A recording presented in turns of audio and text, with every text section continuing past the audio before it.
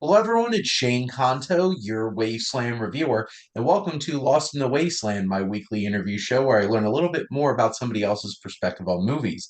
And this week, I have a very special guest to talk about their new film, and it's Daniele Campea here to talk about his new film. We have Mother Nocturna or Madre Nocturna. Danielle, thank you so much for coming on. Thank you. Thank you. I appreciate you coming on to the show. But before I get into my questions, do you want to tell the audience a little bit about your film? Um, my film is about we could call it a werewolf story, Mm, but in a very peculiar way. It is mhm, a story about a family, a mother and daughter, trying to keep things together because Agnese, who is the mother, come back after a long hospitalization for mental illness, and she suffers from a kind of moon sickness mm, that in the historical chronicles, it can be related to lycanthropy, to the werewolf. mhm, It is a theory for which lycanthropy or werewolf comes from a state of depression. And so this mental illness slowly brings Agnese to become a wolf, to escape from her reality. And it's a story. I think it's an unusual way to tell this kind of story, but I think it could be entertaining for people.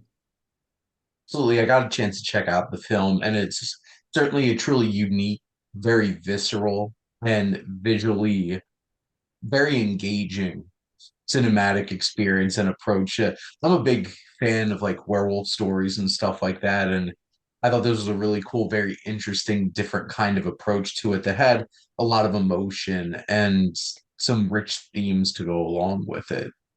Now, Danielle, what was your main influence for your film? Well, I think the influence come mainly from a certain type of European cinema Hmm. and the Japanese also cinema. Directors like Carl Dreyer, Hmm. Ingmar Bergman, Lars von Trier, Roman Polanski. On the Japanese side, I could say Masaki Kobayashi, Kaneto Hmm. Shinto, Akira Kurosawa. All these have had a big influence of modern nocturna. I got a lot of inspiration also from the American directors like David Lynch, who is I am a great lover of David Lynch, Hmm. and Francis Coppola for a kind of experimental way of realizing this type of film. And on the Italian side, I got some influence by Mario Bava and Federico Fellini as well for that kind of visual approach. And the music is a great Hmm. influence in the. Yeah, I recently watched Bava's Blood and Black Lace recently in terms of like that early Giallo kind of horror thriller approach to things. And there's certainly a very unique visual perspective that your film has and a lot of great influences that you mentioned there from a wide range of different perspectives. Now, were there any particular films you feel like really inspired your approach to telling the story or maybe some of the uh thematic threads that run through the film? Well, one of the first film that came in my mind when I wrote Mother Nocturna was Vampire by Carl Hmm. Dreyer. Hmm. It's quite unknown for who's non-specific in this kind of film, but is a Hmm. masterpiece. Is a really masterpiece. So it's a vampire movie shot on the daylight Yep. without a drop of blood, so you can feel the atmosphere. Hmm. And mm, uh, beside Vampire, I could say The Hour of the Wolf by Ingmar Bergman, Yeah. with a kind of horror film. It's unusual from this type of a director. Then Antichrist by Lars von Trier. Mm. Also Repulsion by Polanski. Mhm. And about Japanese movies, Kaidan, but Kobayashi, who is Yeah. another masterpiece from the 60s, Shaun of Blood by Kurosawa, Onibaba and Kuroneko by Kaneto Shinto. These, these were the main influence on all the process of writing, shooting, and editing Mother Mm. Nocturne. I uh I have my vampire Criterion Oh, collection up there.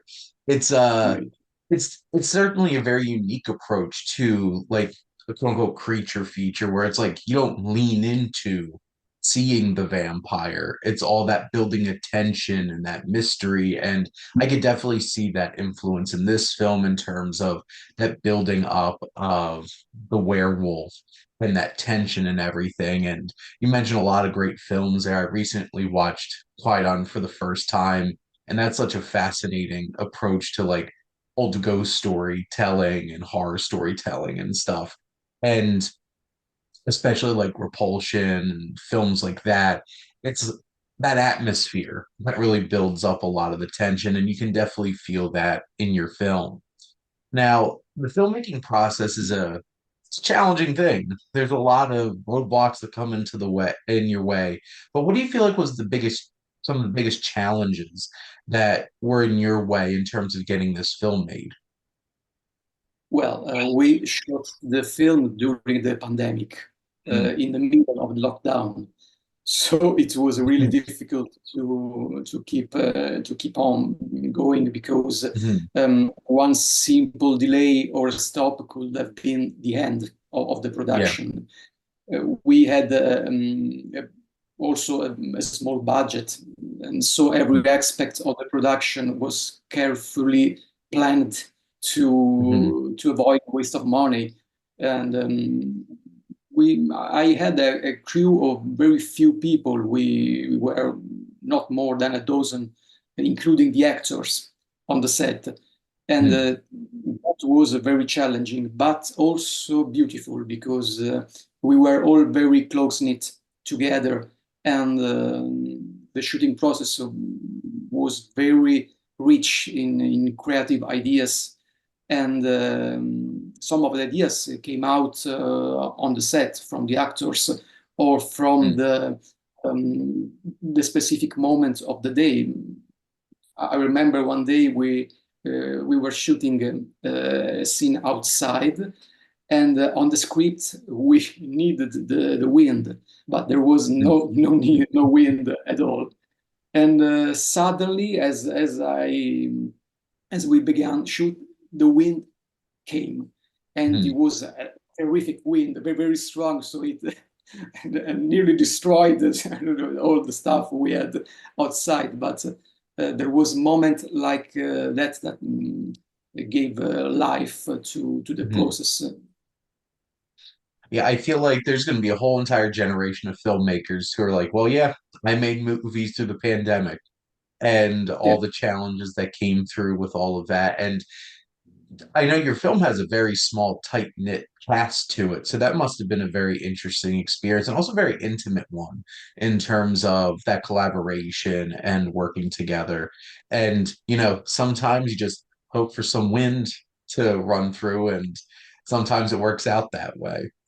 Now, Danielle, what's your favorite aspect of your film? After all this process of making it and watching it, what's that thing about your film that stands out the most to you?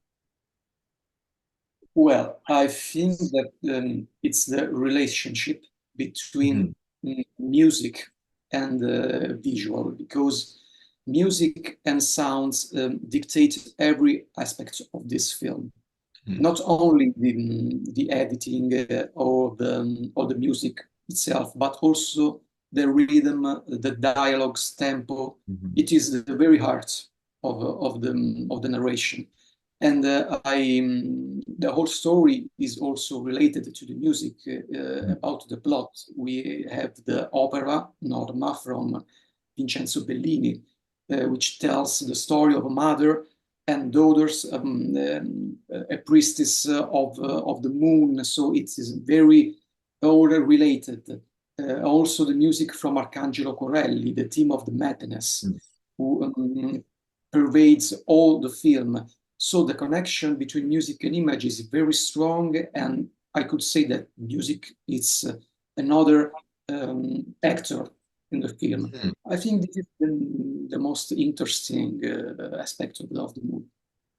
And I know you mentioned that you have a love for older films and black and white films. And since the dawn of cinema, it's always been the visuals and being able to mix music, even when you didn't have dialogue in films to be able to say so much in a visual and auditory sense. So, and especially watching your film, you feel those visuals very viscerally. You feel the music and how it all pairs together. So, that was certainly an aspect that stood out to me when I watched your film as well.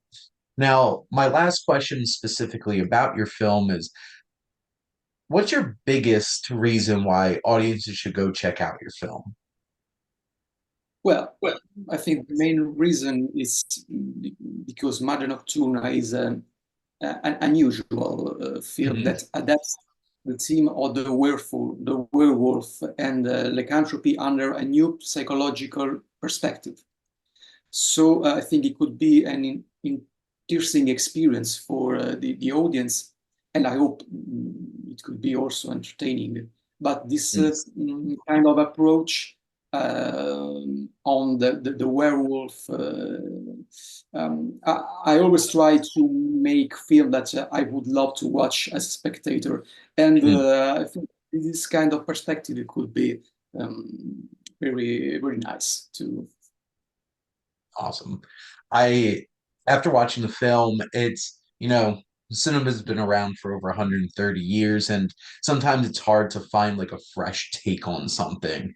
And this is certainly a very unique, very engaging, visceral kind of experience and a new way of looking at a classic, like, creature feature kind of film. So I would highly recommend people going checking out your film. It's a very visceral and unique experience. And, it's October. It's that Halloween time. I know in terms of the United States, it's definitely a great kind of experience and atmosphere for this time of year as well. So hopefully you all go check it out. Now, I do want to chat a little bit as well about some of your own love for film. Now, I know this is a fun question because there's so many to pick from, but Danielle, what's your favorite film? Well, 8.5 from Federico Fellini. Okay. Yeah, it creates a dream world of Mhm. such greatness. Fellini is one of the all-time great directors, and that's such an interesting experience. And I could also imagine from like a creator perspective, that whole entire experience of like following a director around and trying to process that whole entire experience. And we chatted a little bit about this before we started recording, but like, what's one of your earliest memories of going to the movies?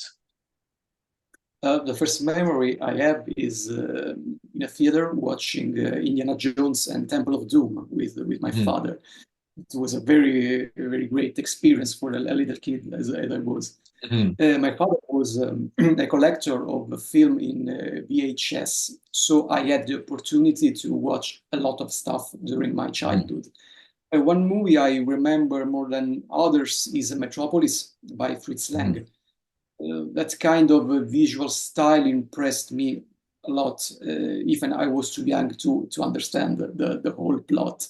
Mhm. Since then, I always loved movies in black and white, silent Mhm. movies. Well, Absolutely.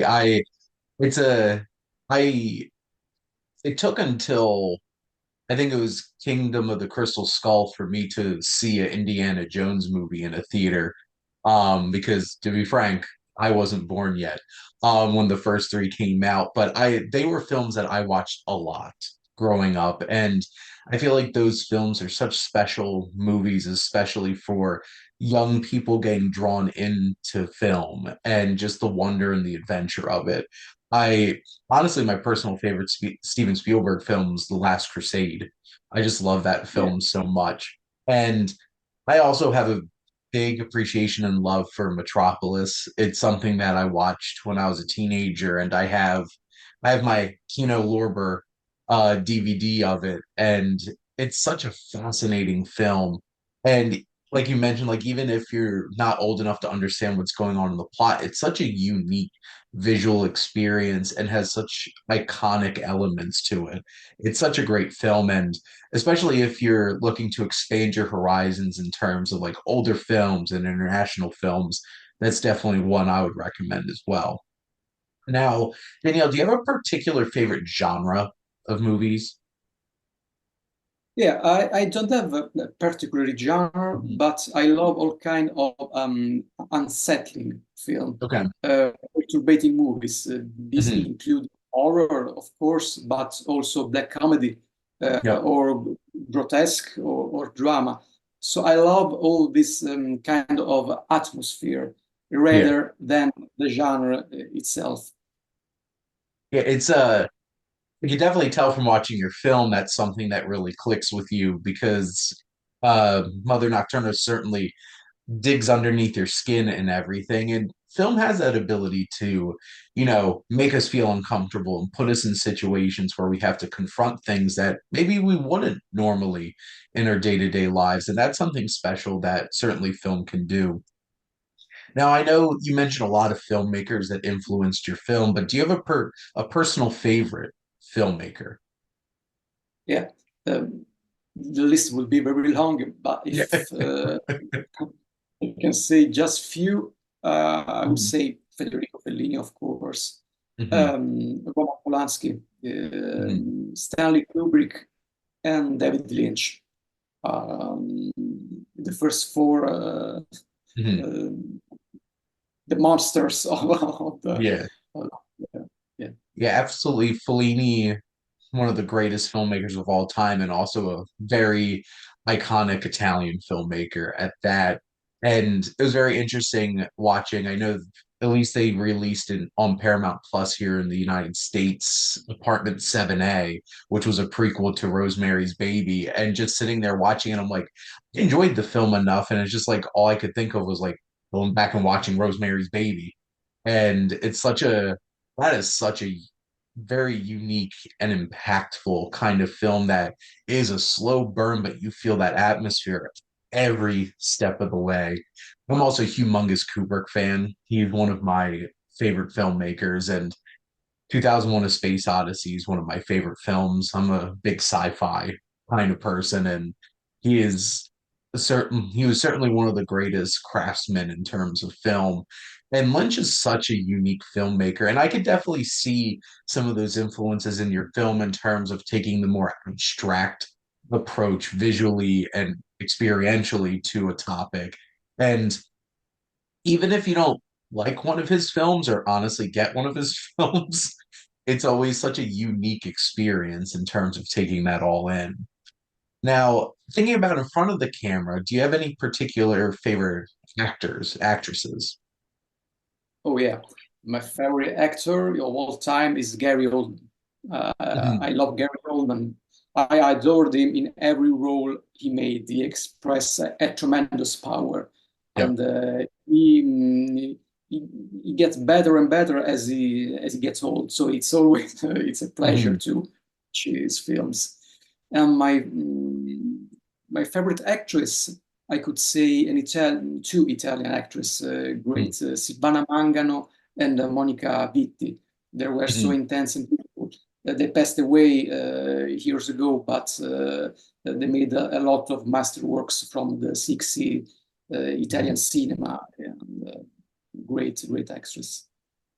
Yeah, it's a Woman with a Gun, I think I recently watched, and Uh, I think VT was in that. It was such a powerful performance, and it's hard to go wrong with Gary Oldman for sure. He's such a unique actor too because he could literally do anything because you could just throw him into anything. And I know recently he's been in Slow Horses, that crime thriller, espionage thriller, and it's like he's so gross in it, but he's also so intelligent and crafty and everything. He just really sells that performance well. And he finally got his Oscar after all those years of some amazing performances. Hopefully, maybe he might be in one of your films someday. That would be really cool. So there you go. Now, I guess for the sake of time and everything, I would like to ask probably my last question here is now, Danielle, what do you love most about movies? Well, I think these movies are like doors that open Mm, to another dimensions. So, and I think that the best has yet to come because mm, it's a new form of art and it's the total work of art, cinema, movies, and I think that movies have the potential to become the greatest form of art ever created. And mm, even if there are many kinds of movie, there are the entertaining side, the artistic side. So, but in terms of the power that mm. film um, can keep inside music, image, acting. It has all the arts merged together, and so it is a great form of expression. I really appreciate your comment of films are like a door and being able to be transported into so many different places, so many different experiences. And I am very biased as I absolutely love film, but I agree. Film has that possibility, that has that potential to really stand the test of time and be that art form that it is like the art form because it does so much. I know we talked a lot already about the mixture of visuals and music, and just there's so many layers to the experience of watching a film. And there's not a lot of experiences quite like that. And I appreciate you taking the time and chatting with me today. First about your film and then playing along at answering some of my usual questions that I like to do on my show. But Danielle, thank you so much for your time, and I really appreciated the opportunity getting to check out your film as well.